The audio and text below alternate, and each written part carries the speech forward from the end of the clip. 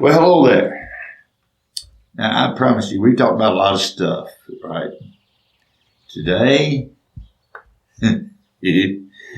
today, I'm going to tell a story. It's in this little book of mine if you want to read it sometime. I do not ever want you to think that I grew up in utopia. I mean, everything I've told you about the people that I was raised with, the people that mentored me, every bit of it is true. And I relish every memory. We did, however,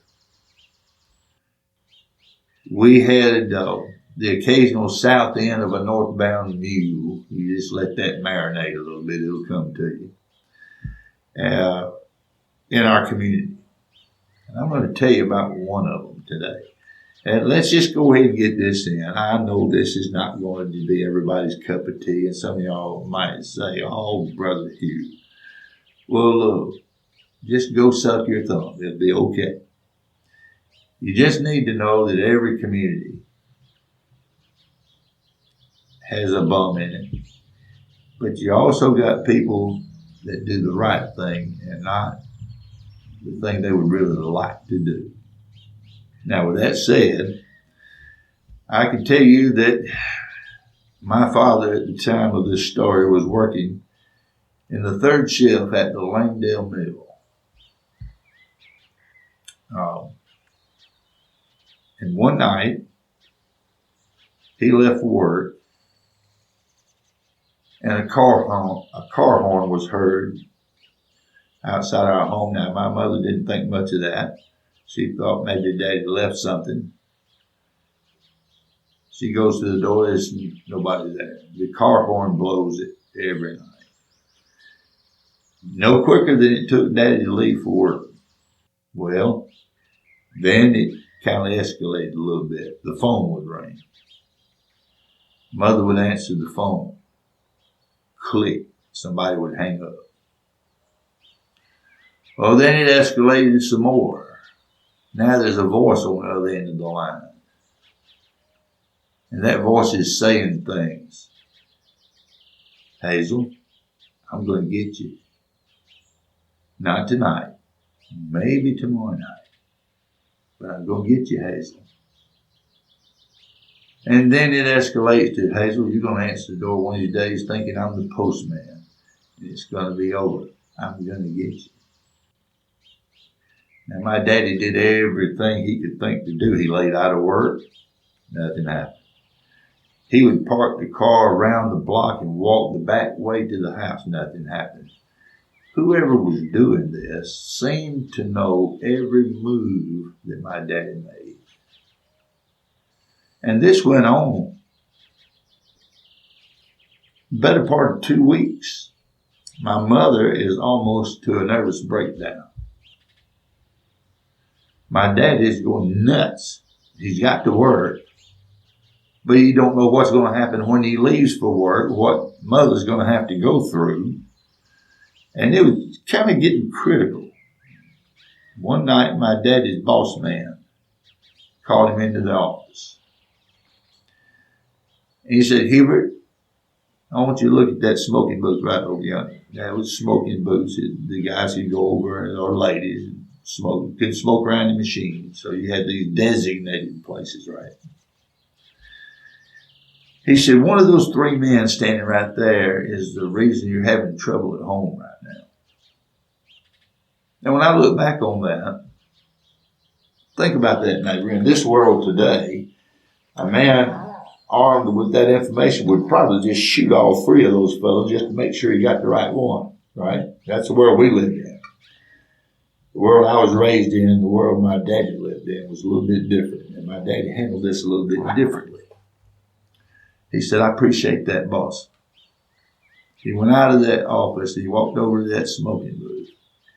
He said, hey guys, what's happening? What's going on? And they small talked for a minute. He said, listen, fellas, I've got it on pretty good authority that one of y'all is the reason that my wife is about to have a nervous breakdown. So here's what we're going to do. And I'm going to tell it to you exactly like he told it to them, okay? So If you don't want to hear the word hell, go ahead and start sucking your thumb. It'll be all right. My daddy said, this is what we're going to do. If somebody blows a car horn in front of my house tonight, or if my phone rings, and somebody is saying nasty things to my wife on the phone, if any of that happens, anything that causes her any harm at all, he said, I'm going to come down here tomorrow night, and I'm going to pick out one of y'all just at random. We're going to go out behind the mill, and either you're going to beat the hell out of me, or I'm going to beat the hell out of you. He said, now, if you beat me, you're going to spend a week or two getting over it, because I'm not going to go down easy. He said, now, if the same thing happens the next night, I'm going to assume I got the wrong fellow. I'm going to come back and get another one of y'all, just at random.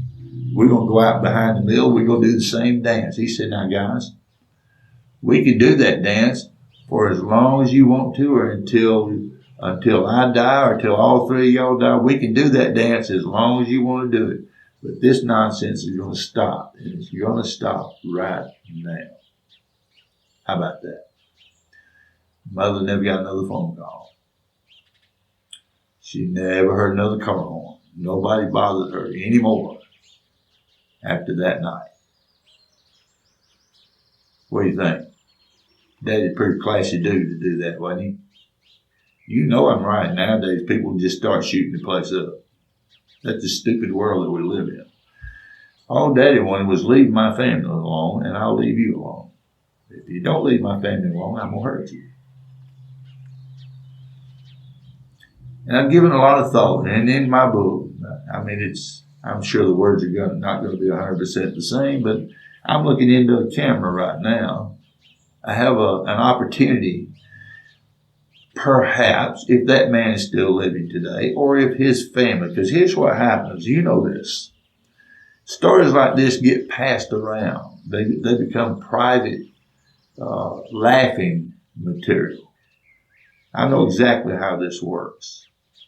So on the off chance that this man is still breathing air today, or if any of his family heard these stories and laughed at them over the years, I'm going to say two things. Number one, I hope and I pray that you came to an eternity-changing knowledge of Christ as your Savior somewhere along life's highway. And if that happened, I can embrace you as my brother, and we're going to enjoy heaven. It's going to be a wonderful place, isn't it? But I have to say, and I can see the mail coming already, write with one hand and suck your other thumb. I say what I say. If you never knew Christ as your Savior, you leave this world without Him, you richly, richly deserve the toasty spot in the hottest corner of hell that can be found. And you're going to be there for eternity. You're going to burn without being consumed. And that fits you. Outside of Christ in your life, that eternity fits you. My dear mother played piano for every church she was ever a part of. She had a card ministry to shut-ins. She took coffee breaks with many, many friends just to pass the time, give them some company. Everything my mother did in her family, in her church, in her life was dedicated to Christ and Christ alone. She did not deserve to have to go through what she went through. And if you didn't come to know Christ as your Savior, you richly deserve what you're going to have to go through. Yeah, neighbor, we had some south end of a northbound mule types. And that's my mother. And if you know me, you know you can get my dander up to this day. Mother went home in 2007 in a car wreck.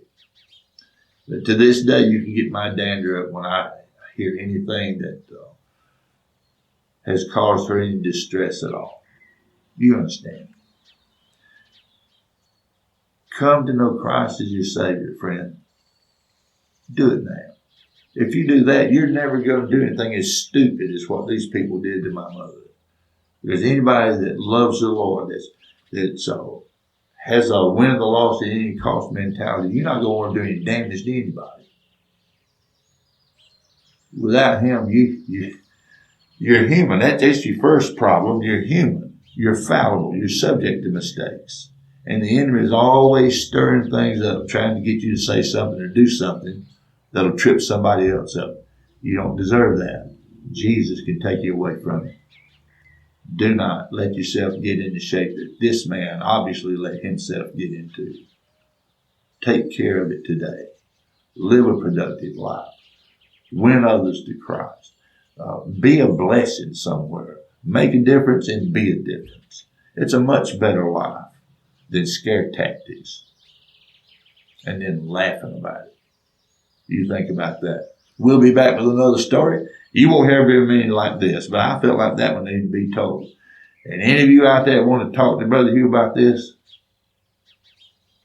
I'm happy to talk with you. I'm even happier to pray with you. But bring it. We'll see you soon. God bless your hearts for listening. I love you. Bye-bye.